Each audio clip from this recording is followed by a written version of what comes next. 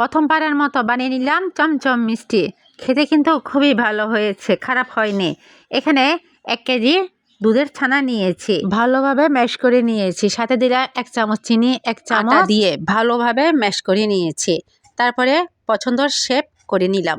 আমি লম্বা লম্বা করে নিয়েছি, আপনারা যেমন প্রয়োজন তেমনভাবে শেপ করে নেবেন। গোল গোল করলে সময় অল্পই লাগে, এভাবে করলে একটু সময় একটু বাড়তি লাগবে। তারপরে তেলের মধ্যে ভেজে নিলাম। এখানে আমি সয়াবিন তেলের মধ্যে উল্টিয়ে পাল্টিয়ে লাল লাল করে ভেজে নিয়েছি 1 বেশ। আবারও কিছুটা ভেজে নিলাম বাদামি করে 2 বেশ। তারপরে আবার সাদা করে উল্টিয়ে পাল্টিয়ে উঠিয়ে নিলাম। আমি এখানে 3 কালার করেছি। তারপরে এখানে 4 বাটি পানি, 1 বাটি চিনি, 3টা এলাচের টুকরো দিয়ে শিরা রেডি করে নিলাম। এরপরে ভেজে রাখা মিষ্টিগুলো দিয়ে দিলাম। তারপর ঢাকনা আটকিয়ে দিলাম, কোনোভাবে যাতে বাতাস না ঢুকে সেজন্য ছিদ্রটা বন্ধ করে দিলাম টিস্যু পেপার দিয়ে। হাই স্পিডে 15 মিনিট জাল করে নিলাম।